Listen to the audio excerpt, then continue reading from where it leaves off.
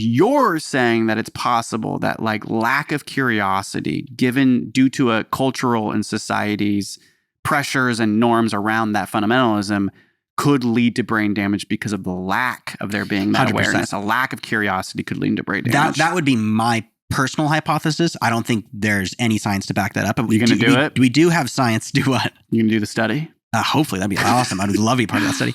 But we do have evidence to show that when you stop using parts of the brain, it shrinks. And if you stop using parts of the brain long enough, they dissipate. Wow. The anterior mid-cingulate cortex is the part of the brain that keeps us tenacious. And so when we were talking about doing cold therapy with Jonathan, that's the part of the brain that's getting activated. People, it's proven in science, live longer when that part of the brain is bigger. That means they've done more things they didn't want to do in their life. They've put themselves through more struggle. So like getting in a cold bath you don't want to do it, but you do it anyway. And that part of the brain gets more neuroplastic. So my theory would be being a religious fundamentalist, being born into it.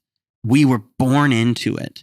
And that part of our brain, hypothetically speaking, there's no science to back this up as of yet, could have just never really been being used. And when it was, it felt so uncomfortable and so afraid that we always avoided it.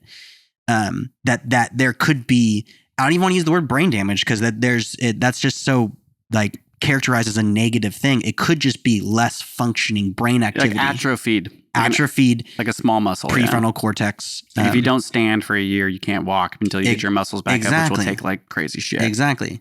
And like how have we healed is we talk a lot about plant medicine. What does plant medicine do? It causes extreme neuroplasticity to help parts of the brain that have atrophied or died off activate again. So then do you know if certain psychedelics or plant medicines have like activations in the prefrontal cortex? They have, neuroplasticity in the entire brain. Okay, everywhere. Yeah. There's probably more specificity in certain types of the parts of the brain that get more neuroplastic, but the whole brain gets incredibly neuroplastic. That's kind of part of the healing side of plant medicine is the neuroplasticity we force. It blasts you with curiosity. You're like, oh my God. And then you come out of it and you're like, I am so curious about everything now. Yeah.